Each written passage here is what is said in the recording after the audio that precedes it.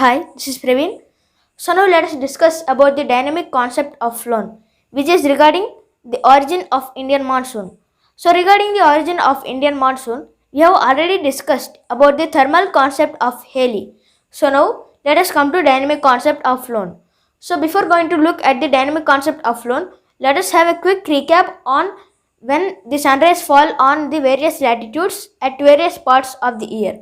So on June 21st, the sunrise vertically fall on Tropic of Cancer. So due to that reason, we have longer daytime and shorter nighttime on this day. And at the same time, the northern hemisphere experiences summer and higher temperature. And it is opposite in the southern hemisphere.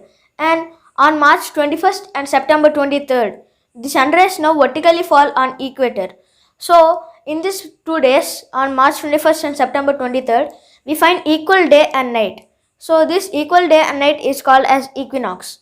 And this June 21st is called as summer solstice because the northern hemisphere experiences summer during that time. And after that, on December 22nd, the sunrise now vertically fall on Tropic of Capricorn.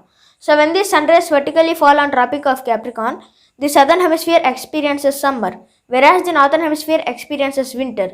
So we call this day as winter solstice. And on December 22nd, we experience the longer daytime and shorter nighttime in the southern hemisphere, and it is opposite in the northern hemisphere. So about this we have already discussed. So now let us continue with the dynamic concept of flow. So this dynamic concept of flow is nothing but the shifting of ITCZ causes the Indian monsoons. So shifting of ITCZ. What is this ITCZ? ITCZ is nothing but intertropical convergence zone. So this intertropical convergence zone is the zone at which the sunrise fall vertically. So the sunrays were falling at various parts of the globe. So due to that reason, the ITCZ also shifts. So now let us look how this ITCZ shifts. Firstly, let us look what happens during summer. So during summer, now let us look what happens. During summer, we find the northern boundary of ITCZ. Now let us draw that NITC, which is the North Intertropical Convergence. So it is like this.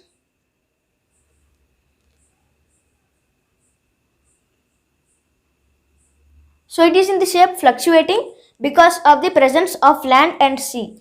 So this is the NITC, that is the North Intertropical Convergence, and it is the northern boundary of Intertropical Convergence Zone. So on June 21st, this we could find this NITC in this portion. So this NITC is convergence between the northeastern trade winds and the southeastern trade winds. So here in this ITCZ, one more thing about ITCZ is it is the converging zone of the northeast trade winds and the southeast trade winds. So during the summer season, what should happen? So the southeast trade winds has to come to the north intertropical convergence. So now let us look how these winds blow. So firstly, they start from here. The southeast trade winds, they start here, and when they reach equator, they carry the convectional currents, which in turn convert into clouds, and they carry clouds to the Indian subcontinent. So now they have to reach to here. So now what should they do? They have to turn towards India, and when they reach the equator, due to the factor of Coriolis force, they deflect towards their right in northern hemisphere. So they blow in this direction, and after that finally they reach the NITC. So this southeastern trade winds in the northern hemisphere is called as equatorial westerlies because they originate at the equator in the western side, nearly western side of the equator. So we call it as equatorial westerlies. So equatorial westerlies. So these equatorial westerlies are nothing but the southwest monsoons. Southwest monsoons. So these southwest monsoons, they carry the convectional currents in the form of clouds from the equator towards the Indian subcontinent. So here we could find the convectional currents and they take away towards the India. So these southwest monsoons, they accompany for 90% of total Indian rainfall because they were bringing convectional currents and clouds towards India from equator. As we all know, equator is home to most of the convectional currents. So this is what happens during summer. So now let us look what happens during winter. So during winter, what happens is the intertropical convergence zone should be near the Tropic of Capricorn because the sunrise vertically fall on Tropic of Capricorn. So due to that reason, now let us look what is the southern boundary of IT season. So now let us draw the southern boundary of IT season, that is SITC. So it is in this way.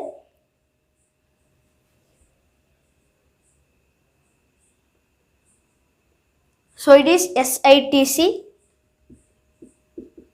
the South Intertropical Convergence. So here, now as well, the northeast trade winds and the southeast trade winds, they have to converge here. So now, the winds have to come from Indian subcontinent towards the SITC. So now let us look how these winds blow. So they start here and here they enter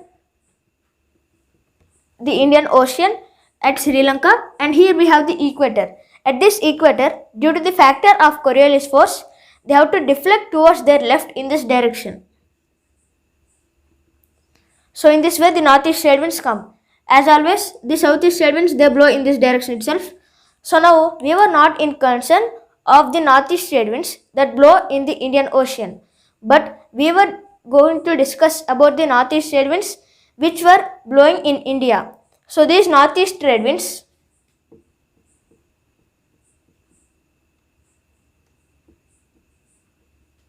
are nothing but northeastern monsoons, as you can observe here.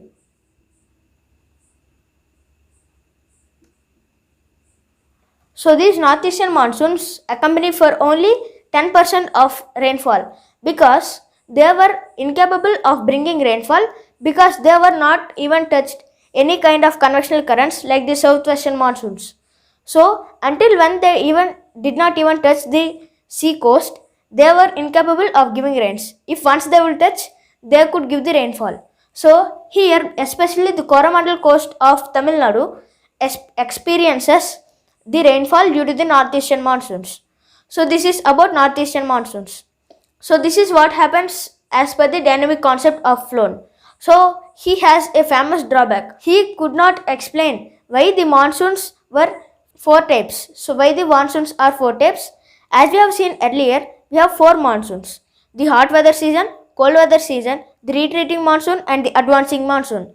So Flood could not explain why do we have four kinds of monsoons. So this is about the dynamic concept of Flood. We were going to discuss about recent concepts in my next class. So please like this video and subscribe to my YouTube channel. Thank you.